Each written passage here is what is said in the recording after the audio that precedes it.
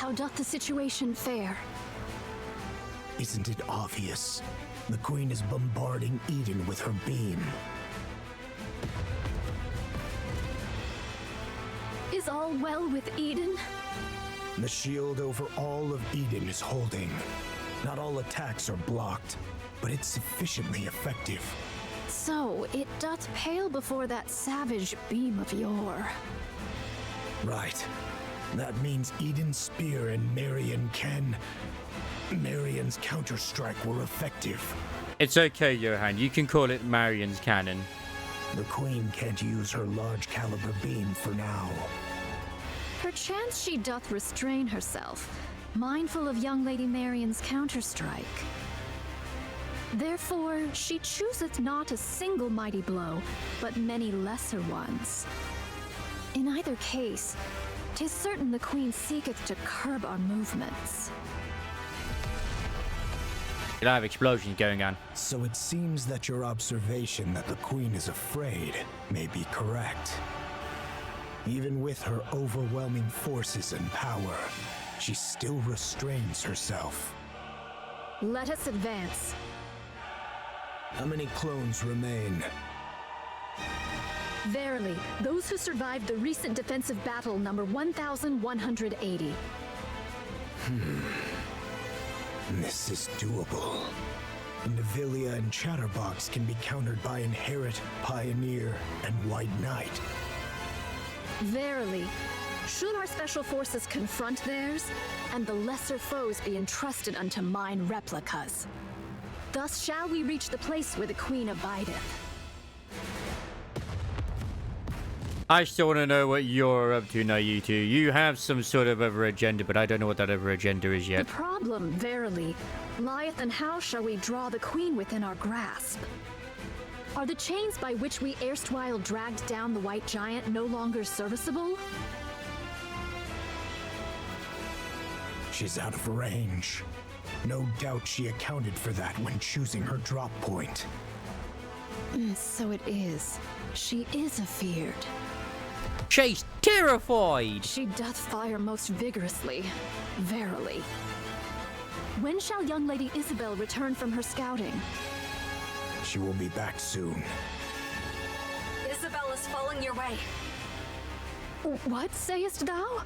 What do you mean she's falling?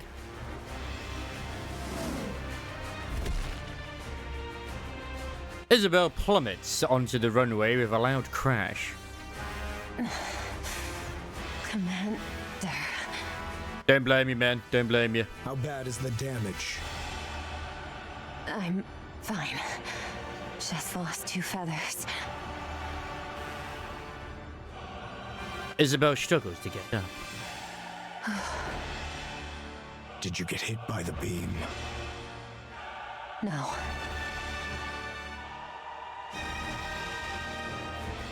10 minutes ago. Isabel flies through the air, dodging the Queen's continuous stream of bullets. There are many of them, but their trajectory and timing are consistent. These are just to keep us in check. The problem is... Isabel rolls to evade another beam. Far ahead, the Queen looms in the distance. Below her, Raptures press in tight, shoulder to shoulder. And still they come, pouring in ceaselessly from the distant edges of the battlefield. There's just too many. Isabel looks to the Queen once more. Dozens of thick cables snake from her body, trailing upward and vanishing into the clouds above. Curiosity grips her. She wants to know what those wires are connected to. I want to know as well! She ascends, her sensors flare with warnings, her temperature and pressure readings in chaos. But she has time, just enough. Isabel searches upward, breaking through the clouds. What's this? A massive black object is tethered to the Queen by thick, winding cables. Its purpose is unclear, it's just a dark hulking mass with no discernible form. From 2 open cavities, smoke curls upward, lit by bursts of erratic sparks. Are those from Eden's spear and Marion cannon? Then this must be... The black mass opens its eyes. Or at least that's how it feels to Isabel. Dozens of glowing red cores reveal themselves across its surface. Is that the space station? Instinct takes over. She whips her body around. Just as the cores begin to fire in unison, a being graces her, instantly melting one of her feathers to vapor. She drops altitude, weaving through the deadly rain of beams. Each sensors blare non-stop, but they mean nothing now. Reflex takes over. She dodges on instinct alone, accelerating with everything she's got. And this is why you don't wear capes! The shape has changed a lot, but that was definitely the space station. I'm sure of it. Art thou speaking of the orbital forge? Yes. Yep. The Queen is currently linked to it. And the space station's been retrofitted as a fortress. She hath descended with the orbital forge still whole, and wrought it into a fortress. Verily, such prodigious firepower is thus accounted for. The fortress looks badly damaged, but it's holding its altitude just fine. It's packed with multiple automated interception weapons. The moment I got too close, it started firing beams. I managed to dodge and pull back, but there's no way I can take it on alone. I'm not sure how far those weapons reach, but they can easily hit the surface. This is vexing. Very Verily, vexing. She doth pursue naught but the safest course. Should the Queen unleash her full force, or any other stratagem of aggression, perchance we might catch her unawares. Yet she maketh full use of her advantage, restraining herself all the same. Most vexing, verily. Should we allow this affair to linger, defeat shall befall us. She shall continue her convalescence and gather raptures whilst we must needs bring this matter to a close with all haste. Monk, are all your clones sentient? Enough. Say no more. Everyone, gather.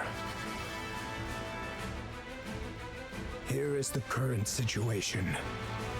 Part of the space station is confirmed to be linked to the Queen. At least we know that's what it is Concealed now. above the clouds and has been remodeled into a fortress. Any attempt to approach is met with automated interception fire. Its range easily reaches the surface. No, not Eden. The Queen has fortified her position to block all access while she gathers raptures. Once she deems their number sufficient, she will launch her offensive. Furthermore, as you all know, she has been firing long-range beams repeatedly, making it impossible to leave the monk's shield. We are trapped. We cannot advance. The Queen is simultaneously recovering and accumulating raptures.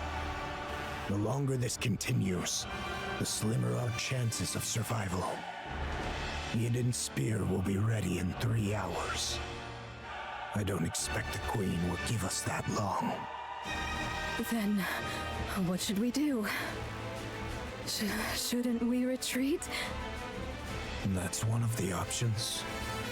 Retreat does not exist in my vocabulary. Aye, we may turn about and march onward, but retreat? 'Tis not that I know. Isn't that retreat?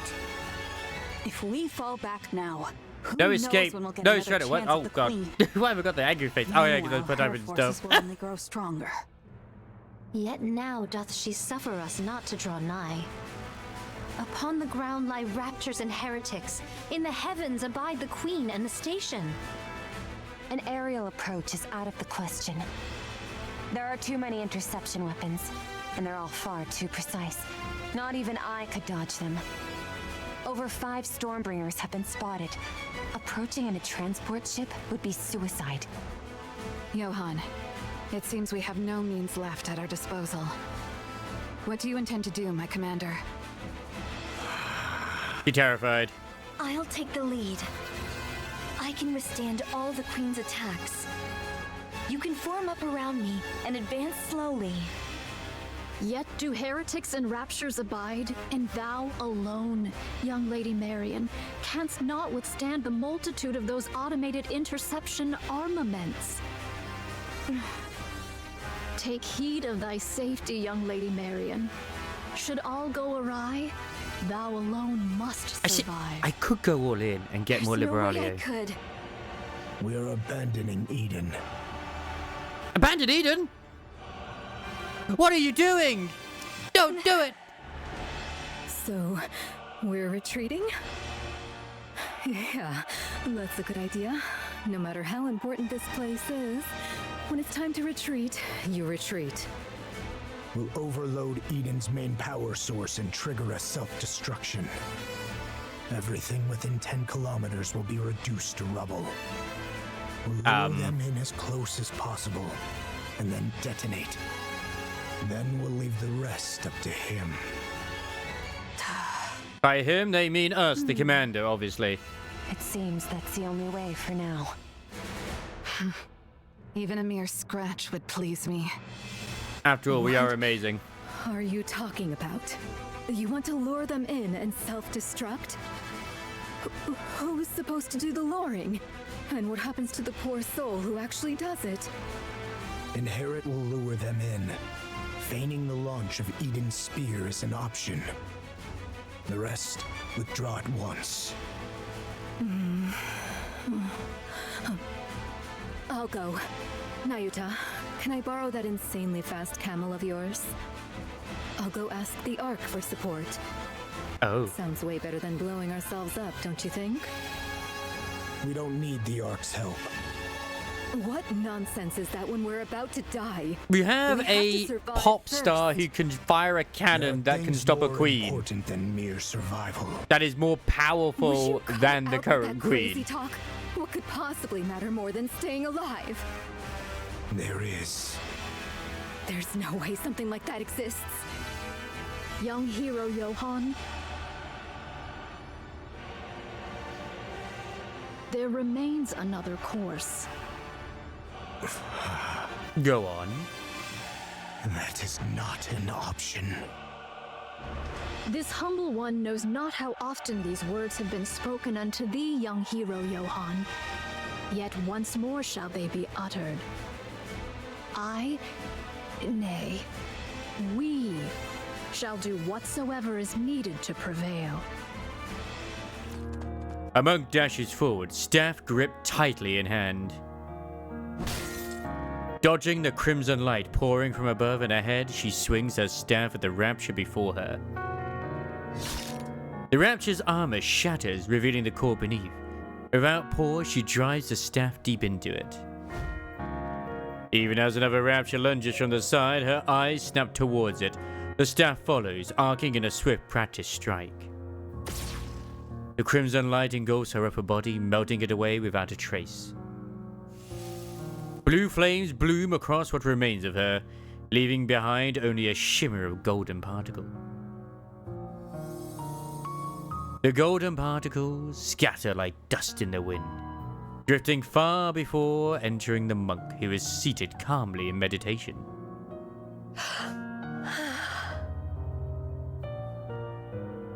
Memories begin to flow in. That clone once had a herd of deer she cared for. She fed them, tended to the fawns, and protected them from predators. One newborn fawn was in poor health, and she watched over it with utmost care. The fawn clung to the clone as if she were its mother, and the doe regarded her as family. The image of the fawn growing up, the longing for the herd, and the searing pain when the upper body melted away, all come through in full. Nayuta erases the memory, leaving only information about the terrain. Like a raging warlord, another monk tears through the horde of raptures. Along the path forward, 20 had already fallen, crushed beneath unstoppable might. Though she lost an arm to the crimson light blazing ahead, she pressed on without pause. Narrowly dodging the fiery beams raining down from above, she loses her footing and collapses. A rapture's leg slams down, crushing her. Blue flames bloom across what remains of her, leaving behind only a shimmer of golden particles. The golden particles scatter like dust in the wind, drifting far before entering the monk, who is seated calmly in meditation. Memories begin to flow in. That clone had once met a lost NIKKE by chance and taken on the role of guiding her north. A sudden ambush by a swarm of raptures claimed NIKKE's life, and a clone could only curse at her own powerlessness. She pushed herself through endless training, determined to prevent it from ever happening again. Nayuta erases the memory, leaving only information about the martial techniques. A memory of a clone who broke down in tears before the grave of someone whose name she never knew. A memory of a clone who lived her entire life consumed by hatred, killing raptures and nothing more. A memory of a clone who befriended a scarecrow in a wheat field and promised she would return. A memory of a clone who built a house by the sea and spent her days staring endlessly at the waves.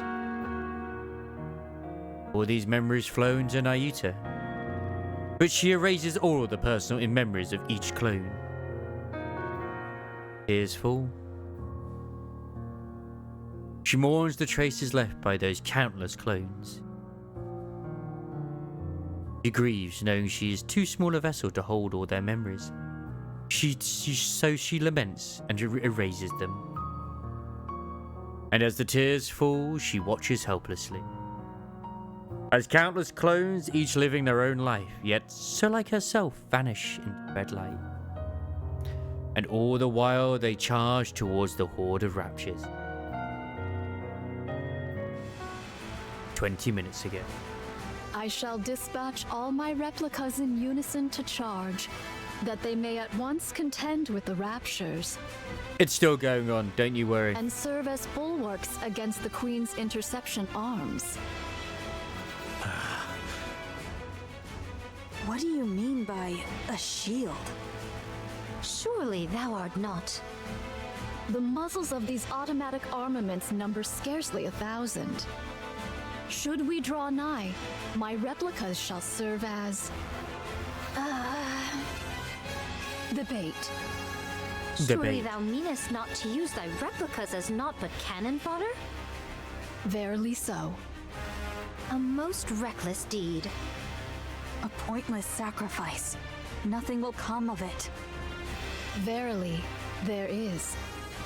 Whilst all automated interceptors do assail my replicas, 'tis thy task to lay waste unto the orbital forge. Yep. Pray, dost thou deem this inhumane? Yes. Fret not. Mine replicas are wrought from my nymph. Though each hath lived its own separate experiences, they lack the refinement to be deemed full-fledged personalities.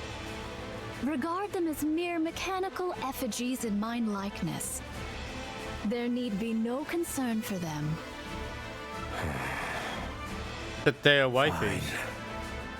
I'll trust you, monk. I thank thee, young hero Johann.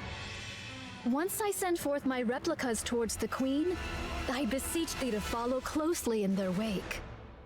We possess but a single opportunity. While the intercepting arms are fixed upon the ground forces, direct thine efforts to render the orbital forge powerless. Basically, the Queen is still Upon attached to its the space destruction, station. We shall pour forth the entirety of our prowess. Haran, I know. None but you and I can do this.